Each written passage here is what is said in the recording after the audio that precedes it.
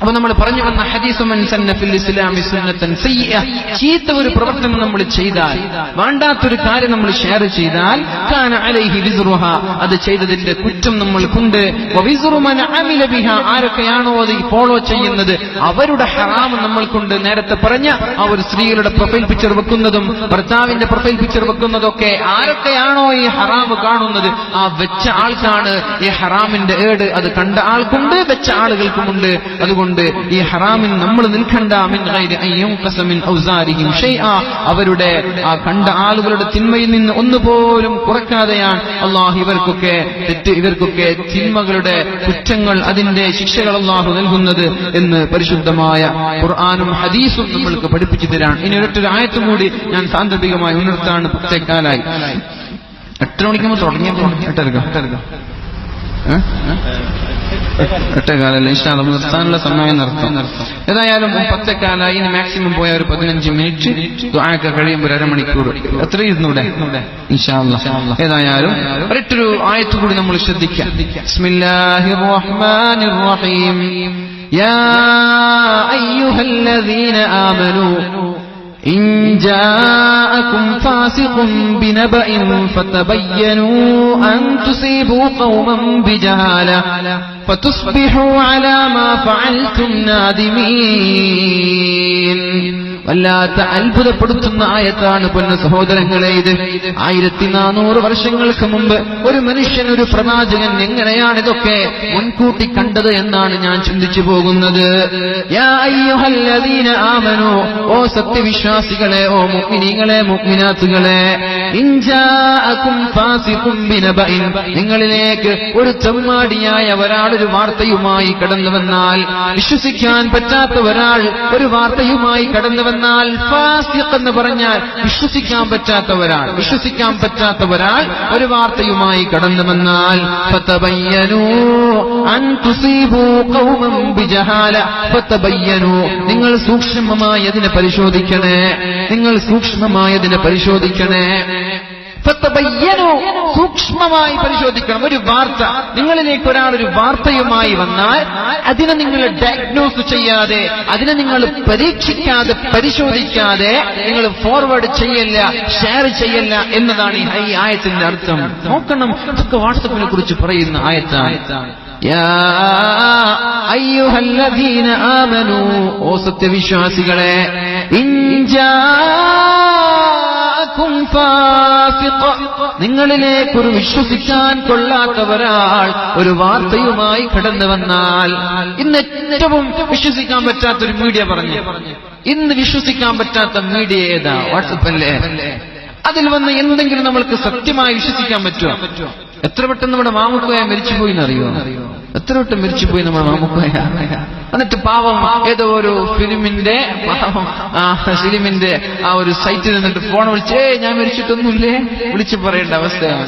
എത്ര വട്ടം ഈ പാട്ടുകാരായ ആളുകൾ, നടന്മാർ, അങ്ങനെ പലരും എന്തിന് പണ്ഡിതന്മാരെ വരെ കൊലപ്പെടുത്താൻ ഇല്ലാതെ മരിക്കാത്ത പച്ചനുണകൾ, കല്ല് വെച്ച നുണകൾ പറയാൻ ഇതിന് ധൈര്യമുണ്ടല്ലോ എന്ന് ഓർത്തുപോവാണ് ചില ആളുകൾ. ഇത് ഷെയർ ചെയ്യാൻ ചില ആളുകൾ.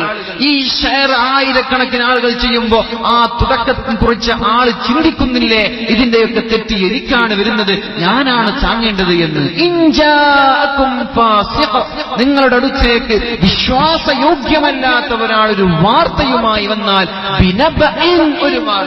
ഒരു വാർത്തയുമായി വന്നാൽ, മൊബൈൽ ഫോൺ തുറന്നു നോക്കുമ്പോൾ ഇല്ലാത്തൊരു വാർത്ത ഉണ്ടോ ഇല്ലേ എന്ന് നമ്മൾ ഉറപ്പില്ല. അങ്ങനെ ഒരു വാർത്ത വന്നാൽ പിന്നെ നീ എന്താണ് ചെയ്യേണ്ടത്? അത് ഡിലീറ്റ് ചെയ്യലാണ്, അല്ലാതെ അത് ഷെയർ ചെയ്യലല്ല. ഒരു വാർത്ത വന്നു, ഉണ്ടോ ഇല്ല എന്ന് നിനക്ക് ഉറപ്പില്ല എങ്കിൽ നീ ചെയ്യേണ്ടത് ഡിലീറ്റ് ചെയ്യലാണ്.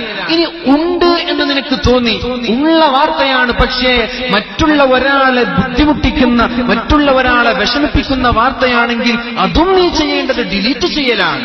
അല്ലേ? എങ്ങനെ ഒരു മുസ്ലിമിന് മറ്റൊരാളെ വേദനിപ്പിക്കാൻ പറ്റും? അൽ മുസ്ലിമു അഖുൽ മുസ്ലിം, നിന്റെ സഹോദരനല്ലേ മറ്റുള്ള ആളുകളൊക്കെ. ലാ യുഅ്മിനു അഹദുകും ഹത്താ യുഹിബ്ബ ലിഅഖീഹി മാ യുഹിബ്ബു ലിനഫ്സി. നിന്റെ സ്വന്തം ശരീരത്തിന് എന്തൊക്കെയാണോ നിനക്ക് ഇഷ്ടമുള്ളത് അതൊക്കെ മറ്റൊരാൾക്കും ഇഷ്ടപ്പെടാതെ ഒരാളും മുഅ്മിനാവൂല. ഇത് വല്ലാത്ത ഹദീസാണ്. ഏത് സൈക്കാട്രിസ്റ്റിനും പറയാൻ പറ്റാത്ത ഒരു സൈക്കോളജിക്കൽ തീമാണ്, ഇതൊരു ആശയമാണ്. ലാ യുഅ്മിനു അഹദുകും, നിങ്ങളിൽ നിന്നുള്ള ഒരാളും സത്യവിശ്വാസിയാവുകയില്ല ഹത്താ യുഹിബ്ബ ലിഅഖീഹി, നിന്റെ സഹോദരന് ഇഷ്ടപ്പെടുന്നതുവരെ. മാ യുഹിബ്ബു ലിനഫ്സി, നിനക്ക് എന്തൊക്കെയാണോ ഇഷ്ടം അതൊക്കെ നിന്റെ സഹോദരന് നീ ഇഷ്ടപ്പെടണം. നിനക്ക് എന്തൊക്കെയാണോ ഇഷ്ടമില്ലാത്തത് അത് നിന്റെ സഹോദരനും ഉണ്ടാവുന്നത് നിനക്ക് ഇഷ്ടമില്ലാതിരിക്കണം. എന്നെക്കുറിച്ച് ഒരാൾ കുറ്റം പറയുന്നത് നിനക്ക് ഇഷ്ടമില്ലല്ലോ, എന്നാൽ മറ്റൊരാളെ കുറിച്ച് കുറ്റം പറയുന്നതും നിനക്ക് ഇഷ്ടമുണ്ടാവാൻ പാടില്ല. അതല്ലേ ഈ ഹദീസ് പറഞ്ഞു തരുന്നത്. ഹത്താ യുഹിബ്ബ ലിഅഖീഹി മാ യുഹിബ്ബു ലിനഫ്സി, നിനക്കിഷ്ടമുള്ളതൊക്കെ നിന്റെ സഹോദരനും ഉണ്ടാവാൻ നീ ഇഷ്ടപ്പെടണം, എങ്കിലും നീ മുഅ്മിനാവുന്ന. നമ്മൾ നേരെ ഓപ്പോസിറ്റ് അല്ലേ. സഹോദരൻ എന്തെങ്കിലും ഉണ്ടാകുമ്പോൾ നമ്മൾക്ക് വിഷമം, അവന് കിട്ടിയില്ലെങ്കിലേ നമ്മൾക്ക് സന്തോഷം. അങ്ങനെയല്ല വേണ്ടത്, അങ്ങനെയല്ല വേണ്ടത്.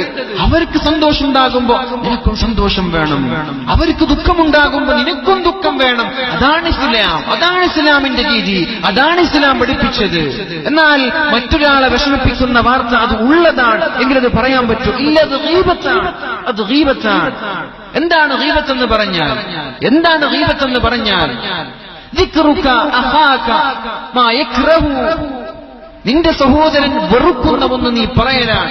അവനിൽ ഉണ്ടെങ്കിൽ അത് ഗീബത്താണ്. നമ്മുടെ ഒരു സഹോദരന്റെ ഒരു കുറവ്, അവനിൽ കുറവുണ്ട്. ഒരു മന്ത്രിയാണെന്ന് കരുതുന്നത് നമ്മൾ.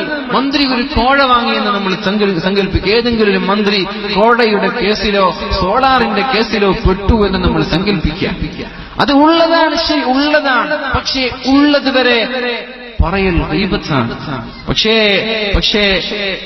പരസ്യമായി തെറ്റ് ചെയ്യുന്ന ആളുകളെ കുറിച്ച് പറയാമെന്നാണ്.